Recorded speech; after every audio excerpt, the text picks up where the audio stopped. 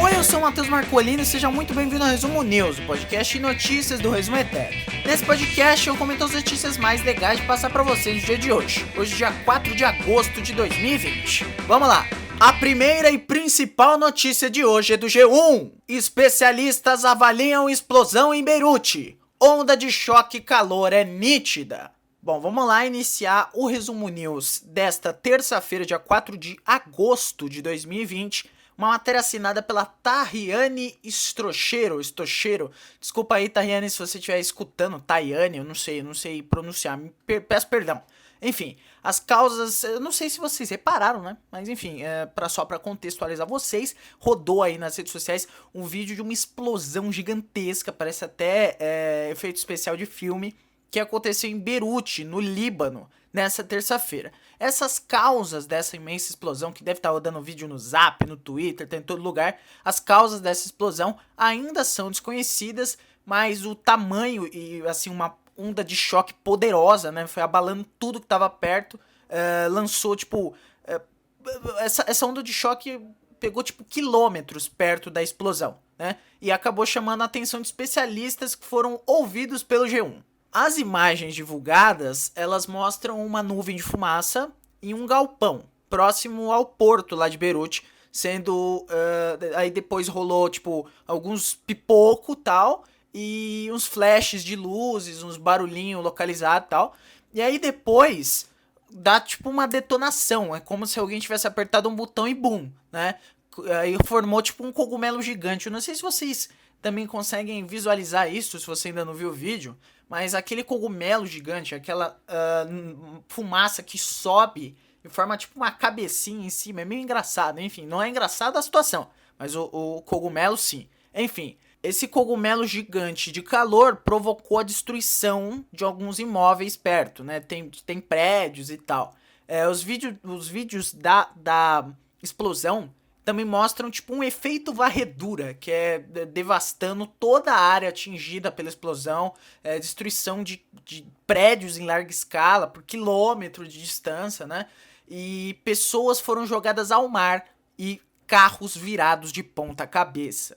Bom, o G1 escutou militares especialistas em explosivos e produtos químicos e também historiadores que acompanham a situação lá no Oriente Médio. Eles notam que se a grande explosão vista lá na região portuária de Beirute fosse deflagrada por produtos químicos, haveria imediatamente um processo de retirada dos moradores da área, porque aí teriam risco de contaminação e maiores complicações, então eles iriam evacuar, né? Segundo o instrutor em armamento da Polícia Militar de São Paulo, da PM de São Paulo, não que a PM seja uma grande instituição, mas enfim, esse instrutor, que já realizou treinamentos internacionais em explosivos, disse que nem a detonação de uma tonelada de dinamite provocaria efeito semelhante ao visto no Líbano. Ao ver as imagens da detonação, o Major Marcos Palumbo, que é o porta-voz do Corpo de Bombeiros de São Paulo, disse que apenas um fator externo provocaria uma detonação instantânea em todo o local, como mostra no vídeo, gerando aí essa onda de choque. Vou abrir aspas pro Palumbo. A enorme onda de choque de calor causada pela explosão em toda a área de forma instantânea em toda a extensão do terreno é algo nítido ao ver as imagens. Foi algo muito forte que tinha ali ou em enorme quantidade. É como se tivesse sido deflagrado por algo externo, como uma bomba, em um local com grande quantidade de explosivos. Se fosse um incêndio que começa onde há contato com oxigênio, ele não seria de forma repentina como visto. Um outro militar aí especialista nessa área disse que a onda de choque é impressionante e que o fator de sobrepressão pode ter causado lesões pulmonares em muitas pessoas. Dezenas de mortos e mais de 2.000 feridos foram confirmados pelas autoridades locais lá de Beirute.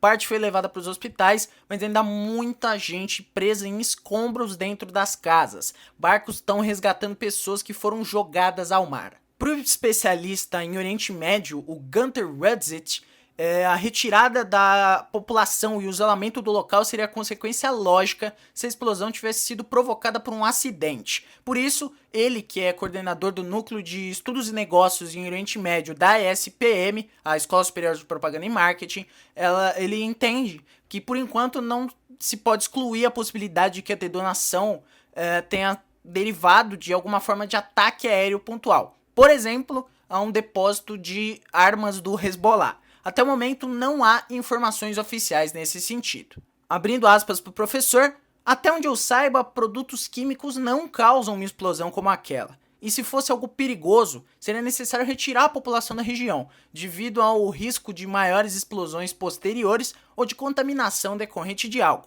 como radiação ou químicos. Para terminar essa notícia e ir para as outras, é importante dizer que o Líbano vive um momento de instabilidade política. No fim do ano passado, o primeiro-ministro Saad al-Hariri, renunciou. E o país está vivendo um período com vácuo, vivia, né? Um período com vácuo de poder, sem ninguém ocupando o poder, até que o Hassan Diab assumiu e anunciou a formação de um novo governo em janeiro. Aí o gabinete foi anunciado em meio a uma série de protestos que derrubaram. A próxima notícia também é do G1. INEP contrata a gráfica por 63 milhões para imprimir prova do Enem de 2020. Bom, a INEP divulgou nessa terça que contratou a gráfica responsável pela impressão das provas do Enem de 2020, custando aí 63 milhões de reais. A gráfica escolhida é a Plural, de onde foram roubados os cadernos de prova do exame em 2009. E o contrato tem validade de 1 ano, então vale só para esse Enem. Enfim, segundo o INEP, né, o contrato garante a impressão de todo o material necessário para o exame, incluindo o pré-teste de itens e as provas de reaplicação.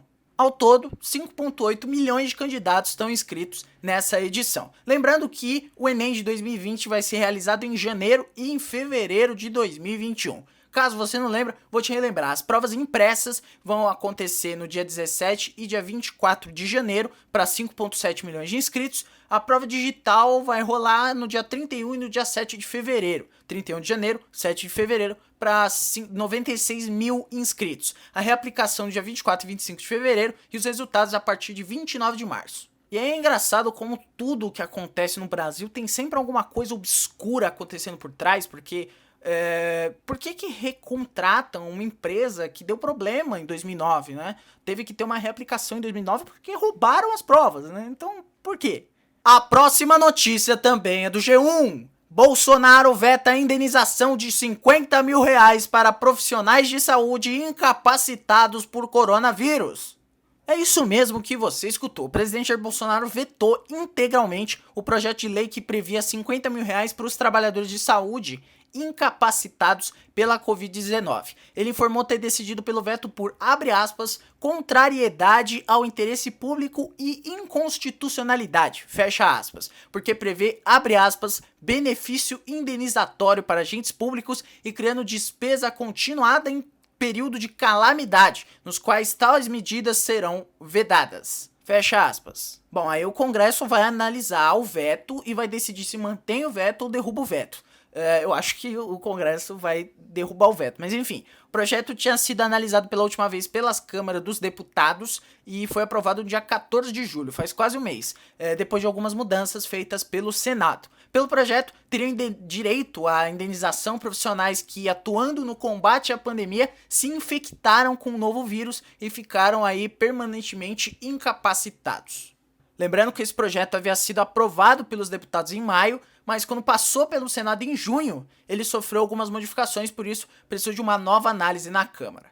E só para constar, os senadores aprovaram emendas que ampliaram o rol de contemplados pela indenização. Inicialmente o texto ele era aprovado pela Câmara e contemplava só os profissionais da área da saúde, agentes comunitários e trabalhadores de estabelecimentos de saúde. Agora o Senado ampliou a lista de categorias que poderiam receber, como trabalhadores de necrotérios da assistência social e também coveiros.